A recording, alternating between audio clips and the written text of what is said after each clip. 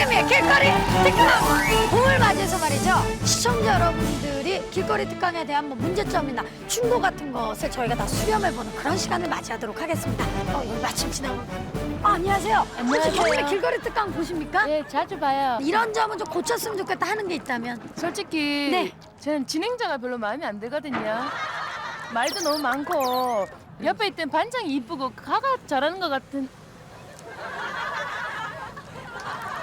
아유, 안녕하세요. 오프닝부터 이렇게 화나면서 시작해보는 방송은 처음인 것 같아요. 잠깐. 자, 시청 여러분, 오늘도 아주 기분 좋게 시작을 해야 되겠죠. 빨리 사연 주세요. 안녕하세요. 희망학교의 이미정입니다. 저는 아이들을 가르치고 있고요. 이곳은 장애를 가지고 있는 아이들이 다니는 특수유아학교입니다. 특히 매일 아이들의 등하교 때 잠깐 인사하는 어머님들의 표정이 많이 지치고 힘들어 보입니다. 그런 어머님들께 학교 이름처럼 희망이 가득한 강의를 좀 부탁드립니다. 이런 사연입니다.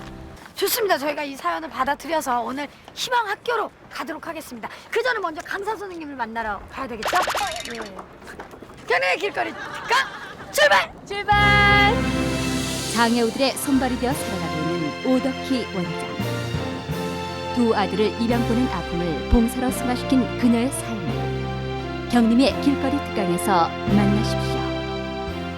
장애인의 데모라고 들었어요. 예전에는 누가 자꾸 데모 그러면 그 의미를 깊이 생각해 보지도 않고 굉장히 속상했어요. 장애가 가진 나에게 또 장애인의 데모라는 명칭을 붙이나 해갖고 저도 3살 때 소아마비를 알았어요. 지금도 제가 이렇게 다리를 붙이고 있잖아요. 예. 근데 이 다리를 제 스스로 혼자 이리로 못 넘겨요.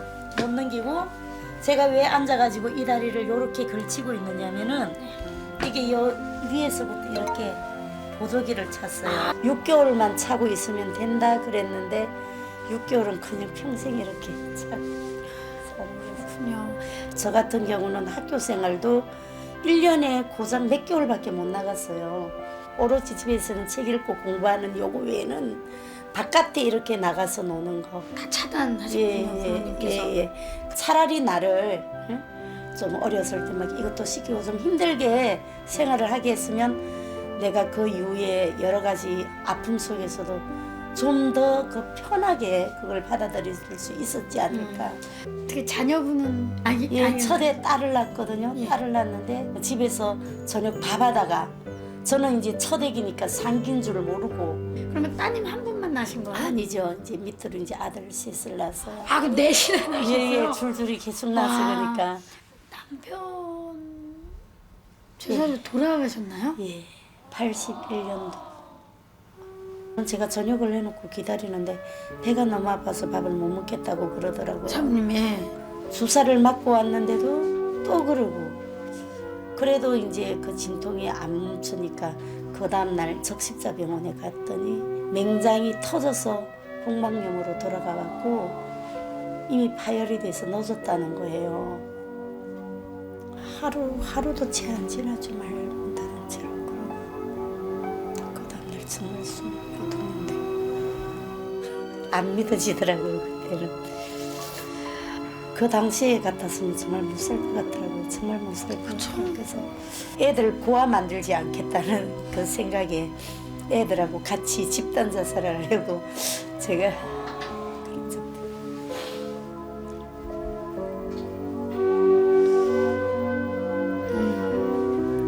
그때 이제 친정에서 독립해가지고 나와가지고 제가 생활하는데 너무 힘들었어요. 거기다가 그 막내가 어디 건강에 이상이 있는지 도대체 먹지를 못해요.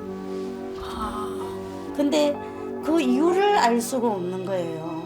제가 그 당시 입장으로서는 걔들을 데리고 병원에 종합검진 받으러 가는 것보다 자기 위에 형이랑 누나 공부시키기가 더 급급했거든요. 저는 더 급급. 그러는 중에 이제 제가 참 거의 제일 창피한 얘기인데 외국에 둘을 입양을 시켰어요. 아, 아들 둘을요? 예. 셋째, 넷째. 막내 둘을 보냈네요. 예. 늘 그렇게 생각했거든요. 잘 되라고 보냈으니까 제발하고 잘 되다오. 늘 가슴으로 그렇게 빌었어요. 그렇게 빌었는데 애들을 막상 만나보니까 제가 너무 큰 죄인인 거 있죠. 너무 큰 죄인이고. 애들 언제 만나셨나요? 예, 우리 MBC에서도 찾게 해주셔서 미국까지. MBC에서요? 예, 미국에 가서도 만나고 왔고요. 근데 큰애 같은 경우는 제가 안 보내려 했거든요.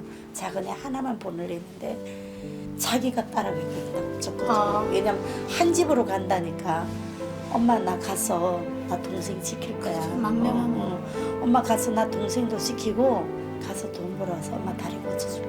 예. 그러면서 갈 때도 어머니 안녕히 계세요 하고 갔거든요. 처음에는 그 전화번호를 머릿속에 기억하고 가가지고 전화를 했대요. 그 당시에 저희 외할머니 집 전화번호가 291-7202 그런 번호였거든요.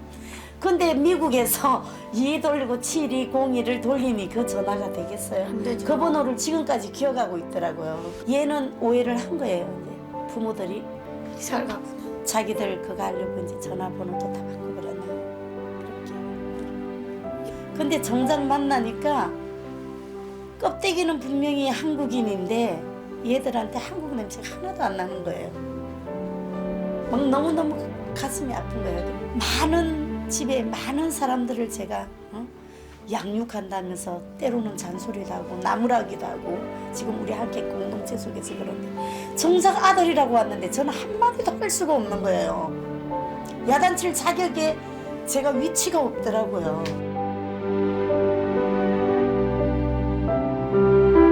같이 공동체 하시는 게 은혜의 집인가요? 예. 그 은혜의 집 얘기 좀 들어볼게요. 1984년도에 시작했는데 예. 함께 살아가는 식구들이 그 정신지체들이 80%, 한 60명 되는 식구들 가운데 이제 할머니도 계시고 할아버지도 계시고 제일 어린 아이가 지금 6살짜리 뇌성마비 꼬마애기. 예. 같이 일해서 같이 먹고 살자. 예.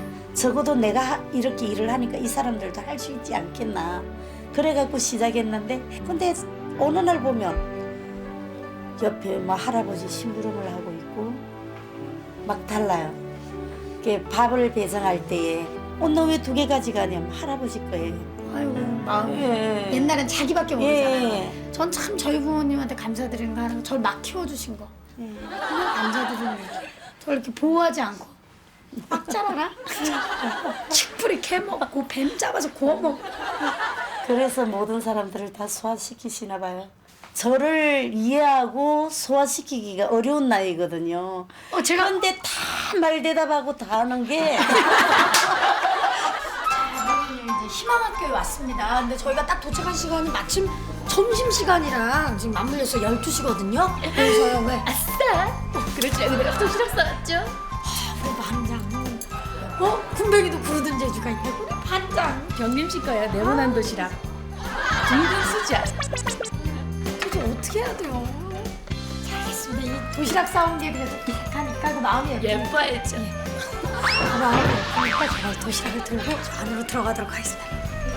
안녕하세요. 안녕하세요. 아이고, 안녕하세요. 선생님. 안녕하세요. 아이고, 선생님이신가 봐요. 네. 성함이 어떻게? 저요? 이미정이요. 아, 그럼 저희한테 사연 보내주신 네, 선생님이시군요. 저예요. 배가 아이고, 고파서.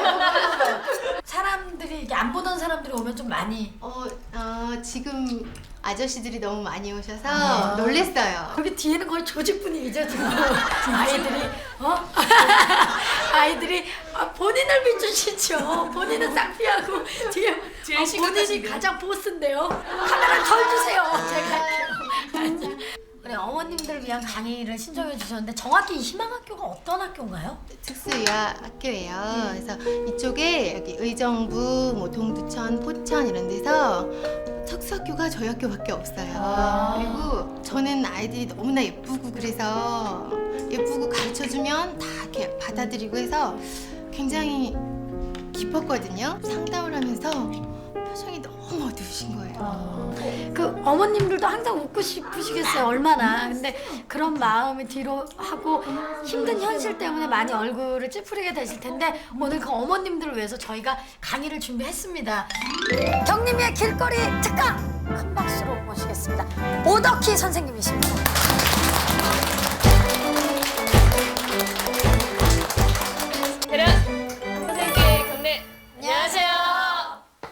만나서 반갑습니다. 근데 여러분들이 보시다시피 들어올 때에 장애를 가지고 쩔뚝거리는 여자의 삶이 도대체 어떻게 살아왔길래 행복한 삶을 얘기할 수 있을까 참 궁금하죠, 그죠? 저는 가정이라는 걸 떠나서 시집이라는 걸 갔습니다. 근데 결혼 13년째 접어드는 애에 밤중에 갑자기 배 아프다고 뒹구던 남편이 발병 9일 만에 세상을 떠나버리니까 하늘이 다 깜깜해요. 그냥 눈에 보이는 게 없어요. 애들 넷을 다리고 친정으로 달려왔습니다. 그래서 저는 이 아이들하고 어떻게 해서든 살아봐야 되겠다 생각을 했습니다. 친정 어머니께 뭔가 할 수 있는 일거리를 자꾸 달라고 그랬어요.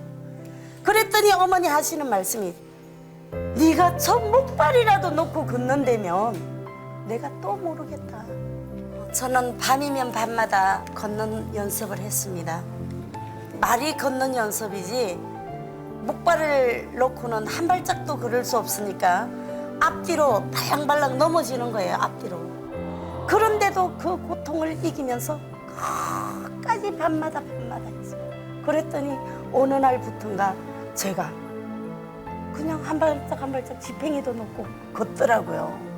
그 다음날 저 아이들 데리고 정말 너 나가서 살 자신 있느냐 그러시면서 저에게 나갈 수 있도록 허락을 해주셨습니다. 그것이 이제 제게는 그 독립의 시작이었죠. 그러나 인생에 있어서 한계가 있더라고요. 결국은 제 스스로 나중에는 결단을 내렸어요. 그래서 그 당시에 9살, 우리 한국 나이로 9살짜리 하나는 이제 두 돌이 막 된 애, 걔하고 둘을 한 가정에 간다고 해서 저 멀리 미국 미네소타주라는 곳으로 입양을 시켰어요. 그런데 그 아이를 보내고 나서부터 저도 모르게 이상한 병에 걸린 거예요. 한만 되었다 하면은 저도 모르게 막 길거리를 헤매고 다니는 거예요. 밤만 되면. 제대로 걷지도 못하는 제가 나갔으니 제정신이 들어가고 딱 보면은 이 다리고 발이고 막 피멍이 다 들어있는 거예요. 피멍이 다 들어. 발은 보면 신발이 한 짝이 어디로 벗겨서 날아갔는지 신발도 없어요. 그래서 이게 아니구나. 이게 아니구나. 내가 이렇게 살지 않으려면은 내가 뭔가 내 생활을 바꿔야 된다. 그래서 그때서야 저는 깨닫기 시작한 거예요. 나한테는 온갖 불평과 불만의 인생이 아니라 내게도 내가 감사할 수 있는 조건들이 참 많이 있구나. 길거리에 지나갈 때에 자동차들이 다닙니다. 그 자동차들이 망가졌다고 못 달리는 건 아니잖아요. 좀 고장이 났지만 다른 사람들이 그것을 어떻게 다루느냐에 따라서 그 망가졌지만 망가진 부분을 가지고도 충분히 살아갈 수 있다는 거죠. 장애인의 장래도 분명히 인생이에요. 저도 장애인 공동체를 하고 있는데 정신지체 장애인들이 한 80%가 있는데 집에서는 아무것도 못한다는 사람들로 왔어요. 처음에 올 때는. 근데 그곳에서 나보다 더 불편한 사람들의 손발이 되어주는 역할을 하면서 아주 밝고 건강하게 잘 살고 있단 말입니다. 나를 불편해하고 나를 부끄러움으로 생각하고 나를 쓸모없는 사람으로 생각해버릴 때에 내 인생은 구렁텅이 속으로 들어가는 인생이 되는 거예요. 그러나 나라는 생명의 존재를 똑같은 아이들처럼 감사의 조건으로 선물로 귀한 생명으로 나를 키워만 주신다면 내 인생은 그 손길을 따라서 나도 따뜻한 온실 속에서 잘 살을 수 있다는 거죠. 오늘 우리 희망학교 우리 부모님 되시는 여러분들 용기 잃지 마시고 자녀들의 큰 힘이 되어주시고 용기가 되어주시기를 부탁을 드립니다. 감사합니다.